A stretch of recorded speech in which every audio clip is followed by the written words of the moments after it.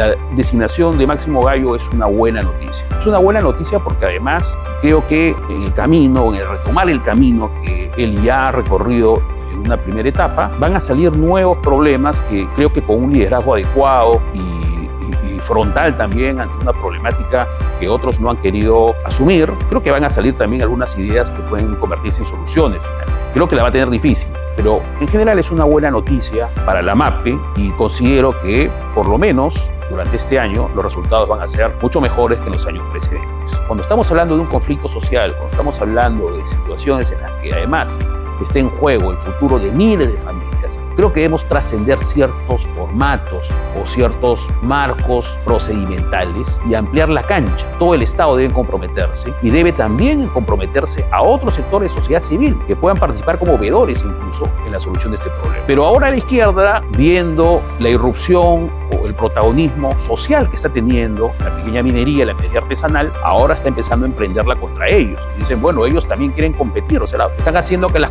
poblaciones empobrecidas compitan por los recursos naturales y eso es algo siniestro, van a contaminar todo. Y me parece realmente, nuevamente, se ponen de espaldas a la realidad. La pequeña minería y la minería artesanal es una gran oportunidad de prosperidad y desarrollo para muchísimas familias en el país. Bienvenidos a una nueva edición del Observador, programa impulsado por la Alianza de la Minería por la Pequeña Escala Perú y su proyecto el Observatorio MAPE. Bien, en esta ocasión vamos a tocar 3 temas en 3 bloques de suma actualidad para el mundo MAPE. El primer bloque va a tocar la designación de Máximo Gallo Quintana como nuevo director general de Formalización Minera, un cargo al que él regresa después de algunos años, que vamos a tocar con cierta profundidad y además ante los retos que se presentan ahora, que estamos culminando el proceso. El segundo bloque va a tocar, en función de los casos emblemáticos que iremos abordando estos primeros meses del programa, precisamente estos retos que va a enfrentar la nueva gestión o la nueva etapa del proceso de formalización, esta que al parecer va culminando.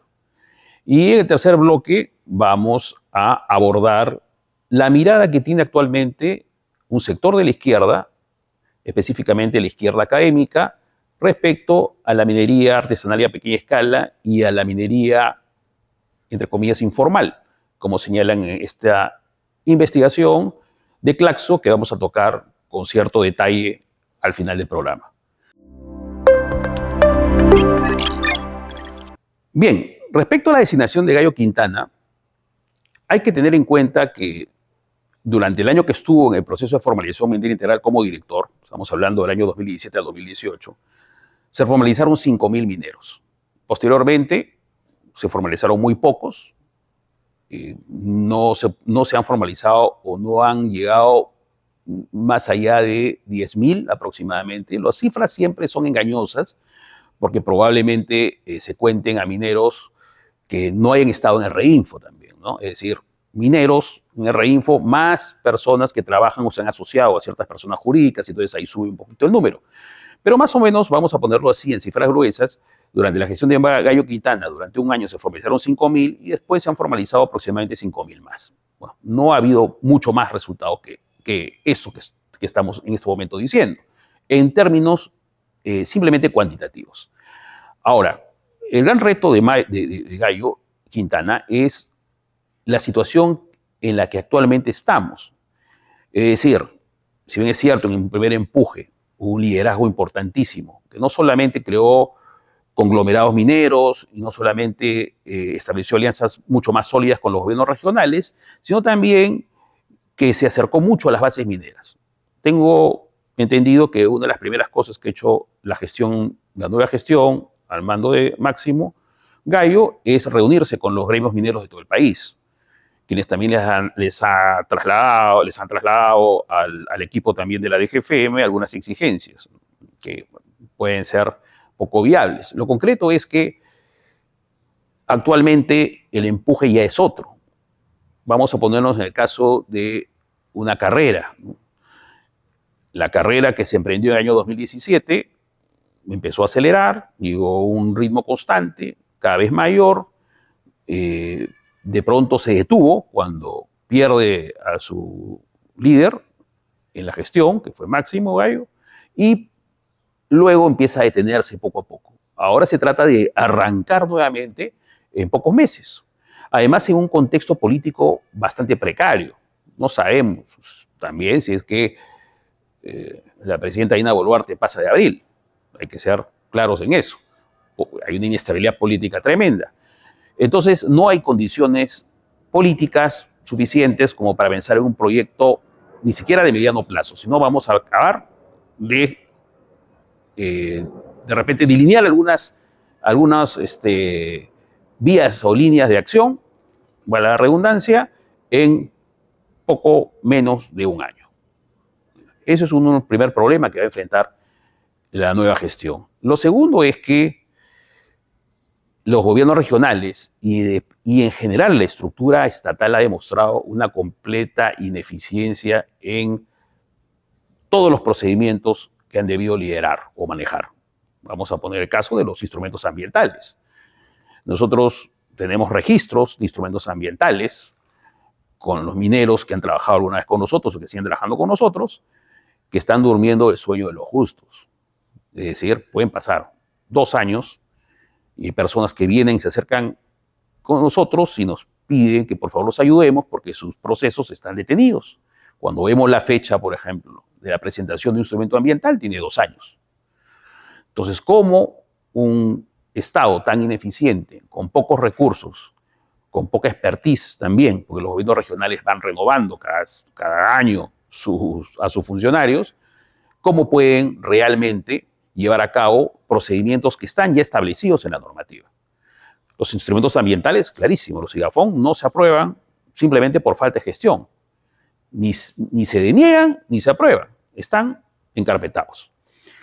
Lo tercero es que a partir de la situación de Madre de Dios, de Patás, ¿no? Otras zonas en el país también, que los mineros ilegales han irrumpido y han generado no solamente conflictos, sino también incluso víctimas producto de accionar delictivo de estos grupos de mineros ilegales. Se ha enrarecido toda esta situación o esta relación entre mineros en proceso de formalización y titulares mineros. En esas circunstancias, ¿cómo enfrenta la negativa rotunda de algunos titulares mineros a firmar contratos de explotación? Hay que fortalecer entonces un equipo de diálogo, establecer múltiples mesas de diálogo, espacios de trabajo entre titulares mineros y mineros en proceso de formalización. Son retos que va a tener que afrontar y que vamos a tocar en el segundo bloque. Pero lo concreto es que la designación de Máximo Gallo es una buena noticia. Es una buena noticia porque además creo que en el retomar el camino que él ya ha recorrido en una primera etapa, van a salir nuevos problemas que creo que con un liderazgo adecuado y frontal también ante una problemática que otros no han querido asumir, creo que van a salir también algunas ideas que pueden convertirse en soluciones finalmente. Creo que la va a tener difícil, pero en general es una buena noticia para la MAPE y considero que por lo menos durante este año los resultados van a ser mucho mejores que en los años precedentes. Bien, en este segundo bloque vamos a tomar un caso práctico, o al menos un par de casos prácticos, los que ya hemos anunciado que tocaremos como casos emblemáticos. Pero vamos a trasladarlo como un problema, como una tarea de la nueva gestión. Es algo que se va a reproducir en todo el país. La abierta hostilidad de algunos titulares mineros por firmar contratos de explotación. El caso, por ejemplo, de Intigol, en Atico. Como saben, bueno, los que están en este sector, tanto en asesoría como también los mineros de la zona, la relación ha sido muy conflictiva. Muy conflictiva porque no solamente ha existido comportamientos fuera de lo que se espera de un proceso de formalización en la que siquiera el titular no firma y se acabó la historia, como se dice, ¿no? En este caso ha sido un poco distinta la historia, ¿no? En este caso, los titulares mineros o el titular minero ha tenido un comportamiento sinuoso, hay que decirlo. Es decir, en algunos momentos tenía algunos mineros haciendo trabajo en sus concesiones, pero que no estaban en el proceso de formalización, y por otro lado segregaba a algunos que sí estaban en el proceso de formalización. Pero también han existido mineros que estando en el proceso de formalización no eran tampoco del lugar, venían de otros lugares y generaron conflictos entre ellos también. Entonces había una situación muy compleja en la que han habido muertos, como sabemos, ¿no? 14 personas fallecidas, producto precisamente de este conflicto entre titular minero y mineros en proceso de formalización. Y por qué no decirlo también, mineros con comportamientos que rayan en lo ilegal. Hay que ser claro también en eso. Entonces, aquí hay una, sí, masa de mineros, un sector importante de mineros ahora divididos en dos asociaciones, que son varios miles de personas haciendo trabajo, eso, por lo tanto son varios miles de familias. Entonces, gente que debe su subsistencia a esta actividad. ¿Cómo salir de ese entrampamiento? ¿Cómo dejar, digamos, algunos errores del pasado, los que no sean vinculados a actividades delictivas, por supuesto, los que no hayan tenido consecuencias fatales, esos de todas maneras tienen que ser sancionados, esos actos, pero otros actos, ¿cómo pueden ser, digamos, revertidos? ¿Y cómo se puede caminar ese proceso de formalización minera integral? Real, cómo un grupo de mineros, gente que sí quiere trabajar bien, puede ser formalizada. Yo creo que en este caso y en otros, las mesas de diálogo o el papel de interlocución de la DGFM ha sido muy débil. Y ha sido muy débil porque ha sido prácticamente solitario, ¿no? Ha sido un rol solitario de un sector, de una dependencia del MINEM. Cuando estos espacios tienen que ser mucho más sólidos, deben abarcar a otros sectores, es decir, tiene que ser un trabajo intersectorial, y tiene que haber, sí, de manera clara y rotunda, un marco social sobre el cual se está moviendo. Cuando estamos hablando de un conflicto social, cuando estamos hablando de situaciones en las que además está en juego el futuro de miles de familias, creo que debemos trascender ciertos formatos o ciertos marcos procedimentales y ampliar la cancha.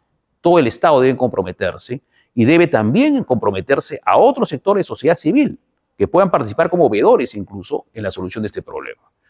Creo que a partir de esto se debe abrir una nueva metodología de diálogo en situaciones de este tipo, en situaciones críticas de este tipo. Porque de lo contrario, en lo que vamos a caer, a pesar de la muy competente gestión ahora o liderazgo que tiene ahora la DGFM, en lo que vamos a caer es en lo de siempre, en esta dicotomía, en estos polos opuestos entre el titular y el minero, ¿no? El titular abusivo y el minero víctima, cuando la cosa es mucho más compleja y cuando hay que trascender ese tipo de esquema. ¿Bien? Me parece que es algo fundamental.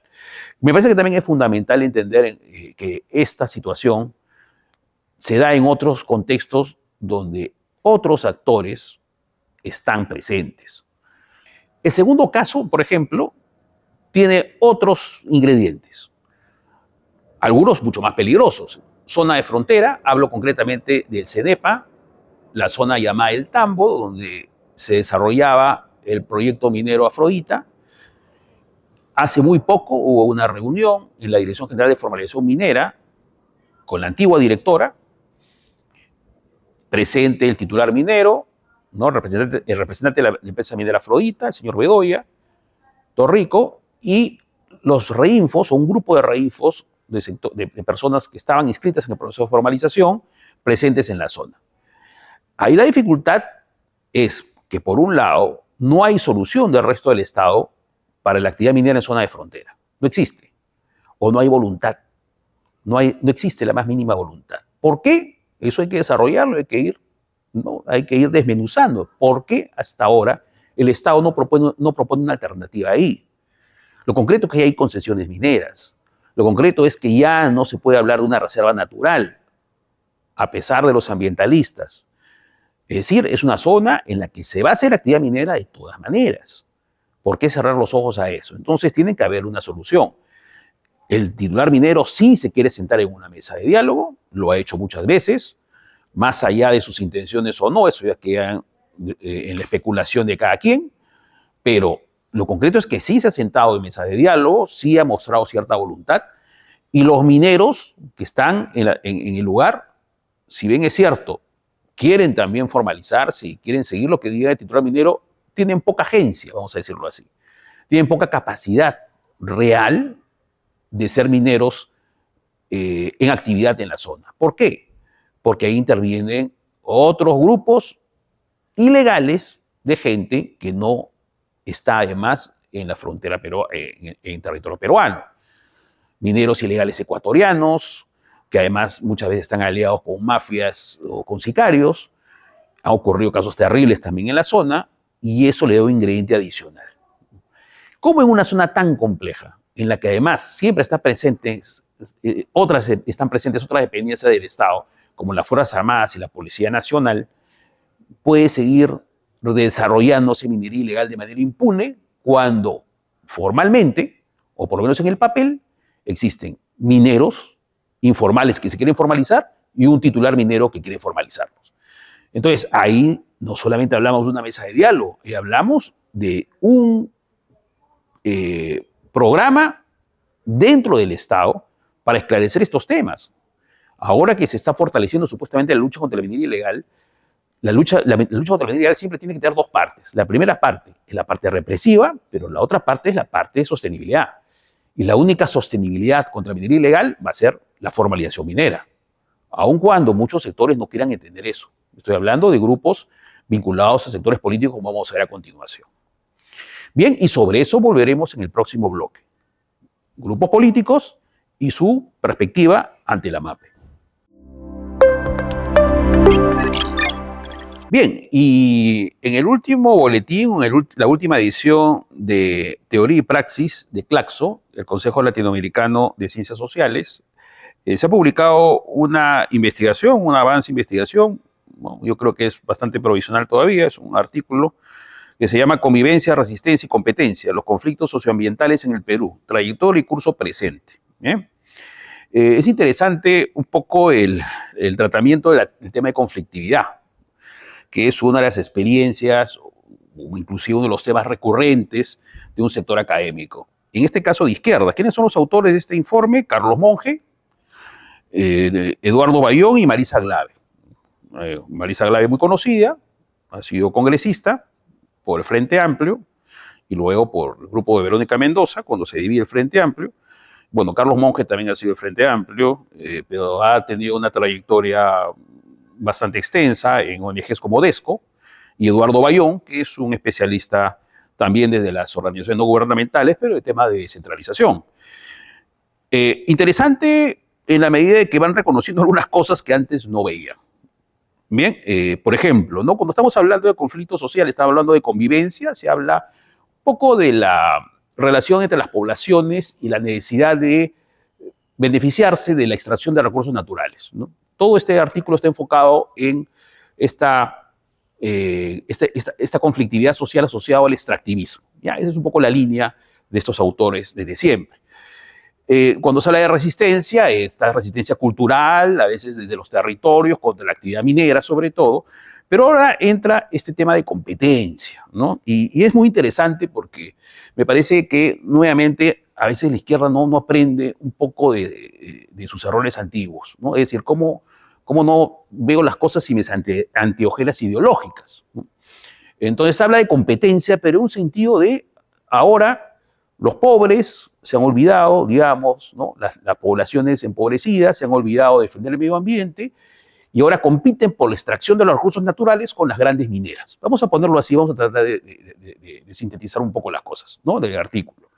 Pero ¿por qué me parece importante criticar esto, ¿no? Porque aquí el asunto es tanto la gran minería como esta pequeña minería, con esta competencia lo que van a hacer es contaminar el medio ambiente y van a generar mayores conflictos por otro lado, ¿no? Porque ya entraron a competir, ¿no? Los pobres, ¿no?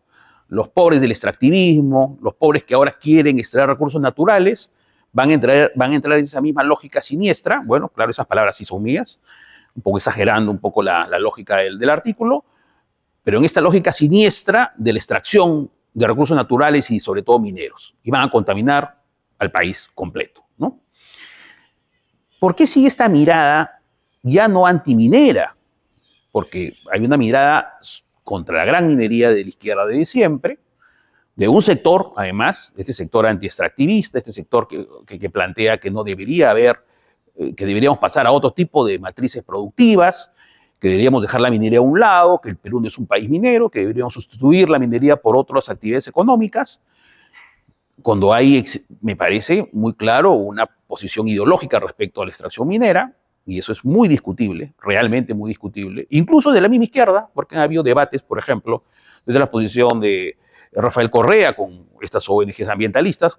Correa se burlaba, lo digo sí sinceramente, porque lo pueden buscar incluso en internet, de esas posiciones fundamentalistas antiextractivistas, ¿no?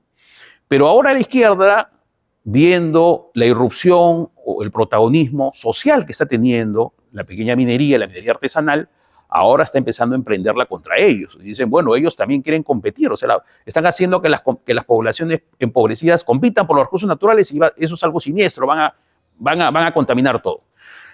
Me parece realmente que nuevamente se ponen de espaldas a la realidad. La pequeña minería y la minería artesanal es una gran oportunidad de prosperidad y desarrollo para muchísimas familias en el país. La minería, además, artesanal puede ser una minería menos contaminante que cualquiera, porque son vetas pequeñas, porque pueden haber mayores controles ambientales, porque además no hay una extracción a gran escala, pero se sigue con este fundamentalismo de que siempre la minería va a contaminar y va a traer una especie de plaga sobre el planeta Tierra y en particular sobre el Perú. Seguimos con el rollo antiminero. Como decía en la anterior ocasión, así como también, valga el paréntesis, mencioné en el anterior programa los problemas que iban a tener algunos mineros con este nuevo enfoque de interoperabilidad, y hace poquísimo se ha hecho un gran operativo en Arequipa y se han detenido, ¿no?, a varios camiones con mineral, ¿no? Ojo, ¿no? Acá se dijo hace poco tiempo y está ocurriendo. Igual, ahora vamos a decir también claramente que políticamente se está demostrando que los sectores supuestamente más intelectuales de la izquierda no quieren saber absolutamente nada de la realidad peruana. Es decir, nuevamente se ponen a la espalda, sin conocer incluso lo que significa una actividad minera artesanal, confundiendo nuevamente dentro del texto los términos de ilegal con informal, satanizando al informal, o incluso diciendo que siempre va a ser informal, implícitamente en el texto.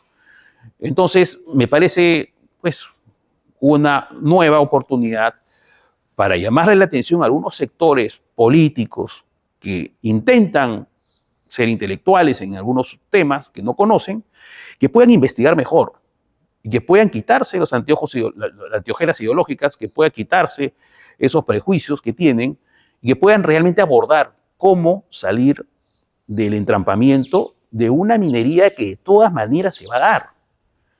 Hay que ser iluso para pensar que un minero, que una persona por respeto al medio ambiente, una familia empobrecida, no va a querer extraer ese mineral que está en el país. Hay que darle el marco normativo, hay que darle los procedimientos adecuados, hay que darle las posibilidades de insertarlos en el mercado para darle prosperidad a todos. De lo contrario, vamos a pensar que algunas personas muy conocedoras de las distintas problemáticas del país apuestan más bien por la pobreza y no por la prosperidad. Entonces, creo que sí vale la pena comentar, a partir también de este programa, algunas de las cosas que se van escribiendo y que tienen un sesgo marcadamente antiminero y sobre todo refuerza el estigma contra la MAPE. Bien, bueno, eso ha sido todo por el día de hoy. Espero que lo que se ha mencionado pueda ser difundido.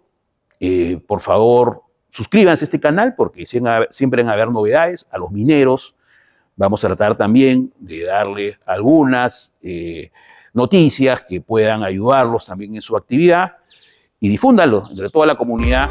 Suscríbanse al canal y pasen el enlace a quienes ustedes creen que estos temas que se tocan aquí en El Observador son de interés. Muchas gracias.